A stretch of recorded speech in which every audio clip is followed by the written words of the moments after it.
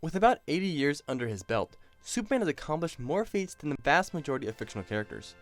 I mean, he's done so many things and gained so many powers that there is practically nothing he can't do. However, even with the massive number of abilities that he has now, Superman is still best known for his impossible super strength. Okay, well, he's probably best known for his ability to fly or his iconic laser vision, but his strength is definitely in the top 3. Anyways, regardless of where his strength places, today we're going to calculate Superman's striking power. Get ready, because by the end of this video, we'll be talking in terms of destroyed solar systems and supernovas. Buckle up, guys. It's gonna get weird. Where's the seatbelt? The first lesson is, life doesn't give you seatbelts.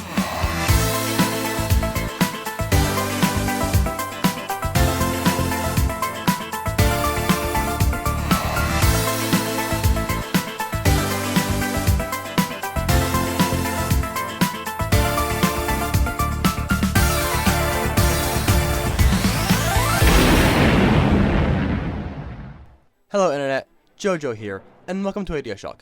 And today, we got yet another Superman video. Now, in this little multi-part series, so far, we've calculated Superman's lifting strength, his durability, and his speed. But the one thing that's probably the most fun to calculate, and the most complicated, is his striking strength. So, because editing takes so long, and the longer I talk, the more I have to edit, let's just get into it. Okay, so many different times in Superman's timeline, and probably a few times outside his own timeline, Superman has been shown to break moons and even crack planets. In honor of that, the first feat that we're going to look at today is when he breaks a moon. This feat comes from a comic where Lex Luthor actually becomes President of the United States. Now, as you might assume, this makes Superman very angry. And who don't we like when they're angry? A surprising amount of fictional characters, but in this case, we're talking about Superman. He is so angry that he flies off and splits one of Saturn's moons in half. You know, I'm starting to think that Batman was not crazy in Batman v Superman. He has the power to wipe out the entire human race, and if we believe there's even a 1% chance that he is our enemy, we have to take it as an absolute certainty. No, he's still pretty crazy. Anyways, there are a lot of different moons that orbit Saturn, but we can make a good assumption that the moon that Superman broke was the moon Dione. We can do this because it just looks like the moon in the panel. And so, that's what we're going to use. Dione has a cross-sectional area of about 989 trillion meters squared. And because this is a moon, we're going to have to use data from the only moon that us humans actually have rocks from. Rocks from our own moon tend to have a shear strength of about 71 megapascals. So, with these two numbers, 989 trillion and 71 megapascals, we can find that for Superman to break this moon in half, he would have to hit with about 70 quintillion newtons, or 7.9 quadrillion US tons of force. Applying the distance that this force was carried over, or the diameter of the moon, which is 697.68 miles, and this force turns into 18.86 petatons of TNT. Of course, this is not quite a normal punch, instead it's more of a flying faceplant. Granted, that's how he fights most of the time. While this is an insanely powerful feat, this still pales in comparison to the rest of the feats in this video. In fact, the only reason that I'm discussing this feat is because I really wanted to make the joke about Superman attacking the moon with a faceplant. I thought it was funny at the time. Stop it. Get some help. Cringy humor aside, in DC Comics, Superman is constantly shown to be able to punch through and overpower Green Lanterns and break their constructs. At one point, Superman punched and shattered one of John Stewart's constructs, and John Stewart was once shown to be able to create an entire solar system with his power ring. Yeah, John Stewart made an entire solar system with pure willpower. And I thought anime was weird.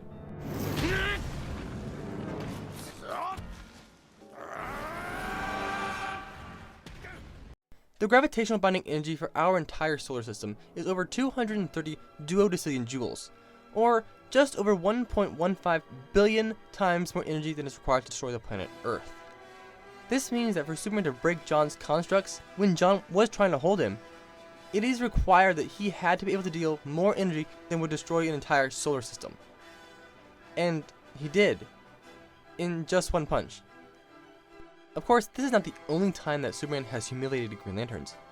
Superman has also shattered constructs from Kyle Rayner, and Kyle Rayner once held back an explosion that was the equivalent of a Big Bang by way of holding back the Imperiex. The total mass energy of the observable universe, and by definition the energy in a Big Bang, is 4 duovigintillion joules.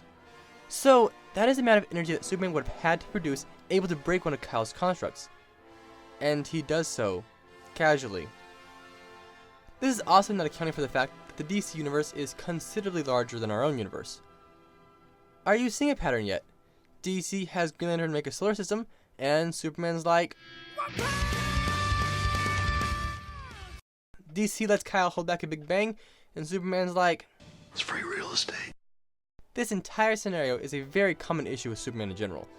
DC writers are constantly having him break Green Lantern constructs and feats like that. Personally, I think that they might have gotten wind of a certain debate among fans and are making Superman this powerful on purpose, because it is all up to the writers. The next punch we're going to talk about is my favorite punch, and it's when Superman punched Brainiac so hard that versions of him from across different universes, timelines, and even across different writers felt it. Looking at this panel, we can easily see that there are 5 versions of Brainiac that felt the punch and were affected by it. While we really can't make sure, it appears that these 5 versions of Brainiacs are from across both comics and even the animated series. However, the most impressive thing with this punch is that the second to last Brainiac appears to be from issues in and around Action Comics number 545. This comic came out 2 years before the Crisis event, so this is a pre-Crisis Brainiac feat. The last Brainiac actually appears to be the very first comic book version of Brainiac.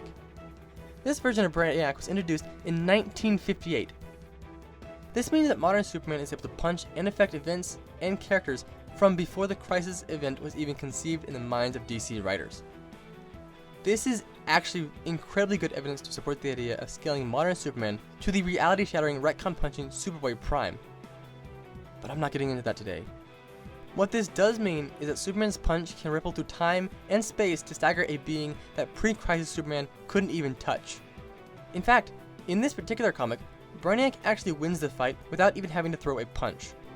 Brainiac had such impossibly high durability that pre-Crisis Superman wore himself out and actually gave up trying to fight him. This means we can also logically scale modern Superman to pre-Crisis Superman. But as I said before, I'm not getting into that today. As much as I hate this, I have no idea where to start giving this an actual power output. Mostly due to the fact that I can't Google how much energy it takes to punch someone in the timeline. So, it's just gonna have to be this way. In this video, we've jumped all around Superman's timeline. But let's get super modern and look at the current Justice League story run. Well, I mean, it was current when I wrote this script, so yeah. In Justice League number 25, Superman punches and knocks out a being called the World Forger. For those of you who don't know, the World Forger is one of only 4 beings that exist in the 6th dimension. This means that he's on the same level as the Monitor and the Anti-Monitor. You know, the 2 beings that basically caused the crisis on Infinite Earths, as well as being 2 other beings that pre-Crisis Superman couldn't even scratch. That is the level of person that Superman knocked out. And while that is impressive, like incredibly impressive, we're going to talk about that later. First, we're going to talk about the World Forger's hammer, what he calls his masterpiece. Forger's hammer is the tool that he uses to create, or I guess in this case, recreate, multiverses. And Superman shattered it with a single punch. It's free real estate. Now, as this entire storyline takes place in the New 52 continuity, we have to include the positive 52 universes and the negative 52 universes. If you weren't aware of the negative universes, you need to read the Dark Knight's Metal story run.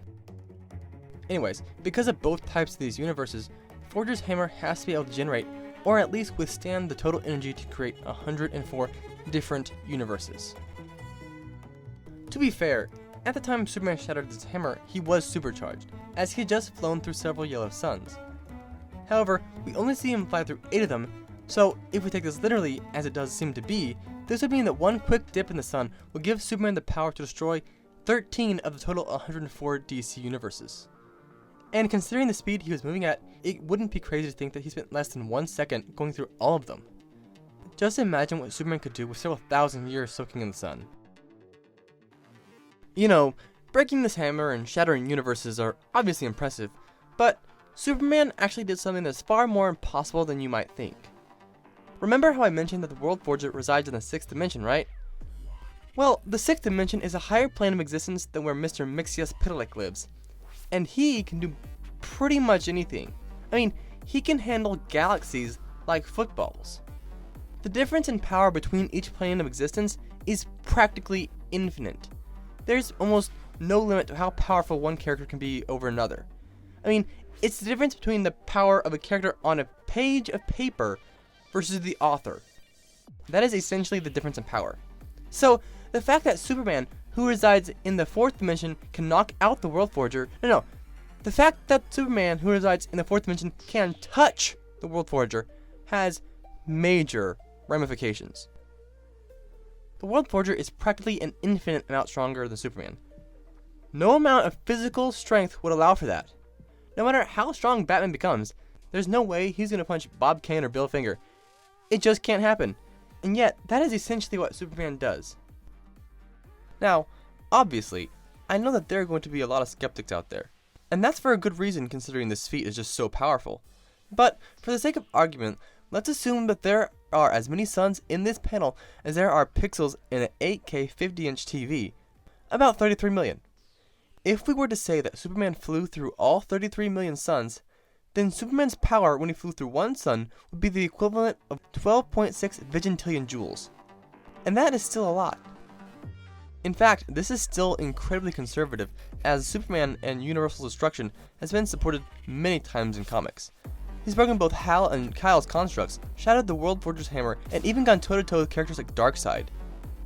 Every single one of these feats are evidence to support him being able to destroy universes and affect alternate timelines. I mean, look at characters like Superman Prime 1 Million or Superboy Prime. Both of these characters are genetically Clark Kent and are, well, they're really well known for having the power to break reality. So, there you have it. Superman's offensive power. Now, before we wrap up here today, I just wanted to let you guys know that we only have one more video in the Superman series to go. And that one's not going to be too complicated, as we're just going to discuss some of his abilities like Solar Flare, Frost Breath, and Heat Vision. Also, I'm planning to start doing videos where I calculate specific feats from different characters. So, if any of you have any specific feat that you want me to calculate, well, let me know what feat and where I can find it in the comments down below. I guess, in short, got a lot of plans for 2020. With that said, guys, thanks for watching, see you next time, remember to stay spectacular, have a Merry Christmas, JoJo, out.